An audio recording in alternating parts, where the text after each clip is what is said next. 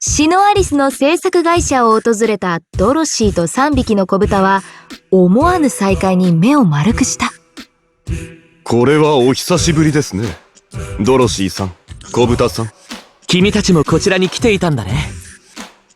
ドロシーたちが会社のロビーで偶然にも出会ったのはなんとハーメルンとアラジンだった。話を聞くと2人はもう1ヶ月も前からここで働いているのだという。しかも2人はすでにプロデューサーとしてチームを率いているというのだ。それは好都合。お二人とも私をここで雇ってくれませんか？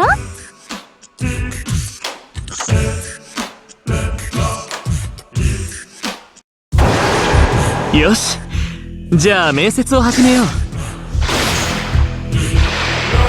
ドロシーさんが我が社を志望した動機は？まずは内部の人間になってシノアリスの仕組みを理解したいからです。採用。意欲ある人材は大歓迎さ。ねえねえ、私たちは？残念だが労働可能な最低年齢があるんだ。お子様は私が面倒を見ましょう。適役かと。なんかやだ。ドロシーがいい。では便宜上子豚さんはドロシーさんの妹ということで。妹、いいですね。それでいきましょう。よろしくお姉ちゃん。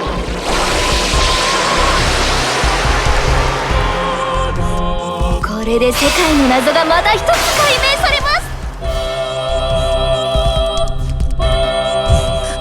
中途採用となったドロシー、そしてその妹としてちょくちょく顔を出すことになるだろう3匹の子豚が社内に紹介された。ドロシーたちを見たシノアリスの運営スタッフは異常に盛り上がり、次から次へと話しかけてくる。ドロシーさんたちキャラ濃いね。実装予定のキャラのモデルにしてもいい？可愛くするから。それならいっそアラジン P とハーメルン P も。ドロシーは目をキラキラと輝かせるスタッフたちから静かに暴走しつつある欲望を感じ取っていた。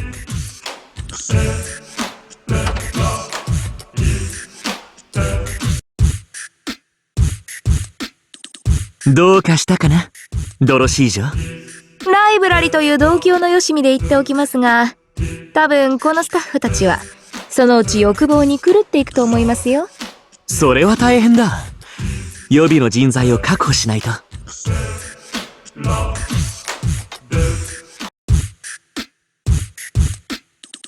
ドロシーが入社してから1ヶ月が経った。意欲の高いスタッフたちはシノアリスを良いものにすべく昼夜を問わず働いている。しかし現場の空気は着実によどみつつあった。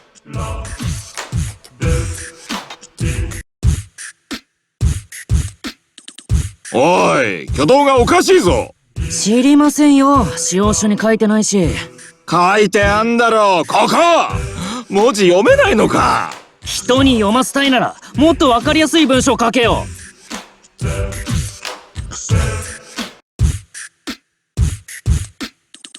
まったか、このエフェクトいい感じで。いい感じって何ですか？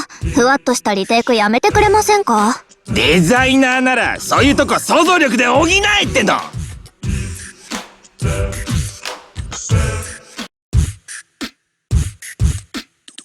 小豚ちゃんたちってさ可愛いよね。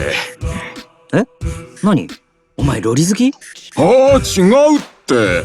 ロリは10歳までだろ。はあ14歳までじゃねふざけんな。ロリの定義を学び直せ。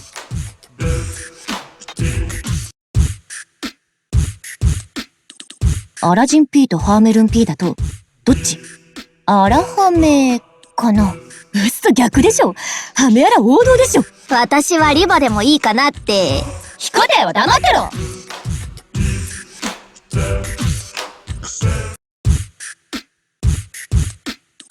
開発部のドロシーさん、でかいよね。しかもメガネだし。そこはかとなくオタクっぽいし。オタクに理解あるメガネ巨乳美人は存在した。都市伝説かと思ってたわ。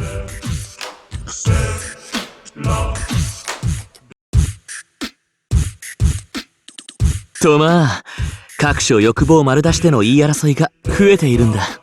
嘆かわしいことです。実に美しくない。私都市伝説扱いされてるんですね。ロリってなんだろう。飴かな。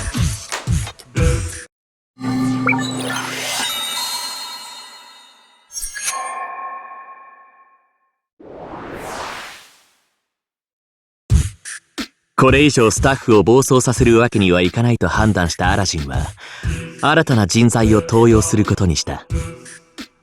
霞が関の政治家たちさ。彼らは偉そうな顔で人を使うことには長けているからね。さすがですね、アラジンさん。操るのは任せたよ、ハーメルン君。待ってください。この総理死んでません？そうだよ、ドロシー女。総理はゾンビだけどおとなしい。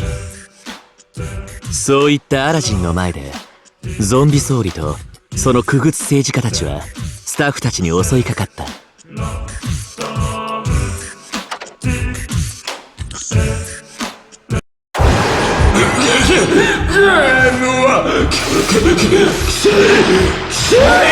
ゲームは悪、ゲームは滅びろ。ハーメルン君、彼らを笛で操れないかい？無理ですね。完全に狂気に落ちています。ゲームを規制する老害どもめ。お前らが滅びろ。ゲームは正義だ。あらあら、政治家に感化されたのか。スタッフもナイトメ明かし始めちゃいました。みんなお腹が空いてるのかな。お腹が減るとイライラするもんね。平和は腹8分目から。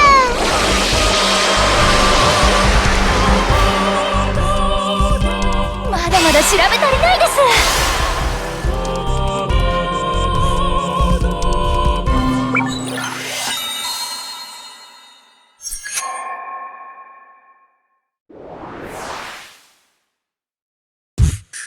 大変です、皆さん。ビルの外が。ハーメルンの緊迫した声がフロアに響く。ビルの外にはいつの間にかシノアリスのユーザーたちが集まっていた。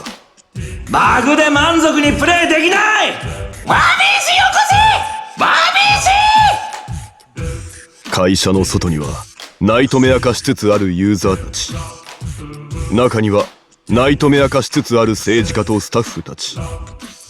外と中で渦巻く狂気が六本木のビル全体を飲み込んでいく。これは逃げ一択ですね。運が良ければまた生きて会おう。ドロシーたちとアラジンたちは二手に分かれてビルを脱出した。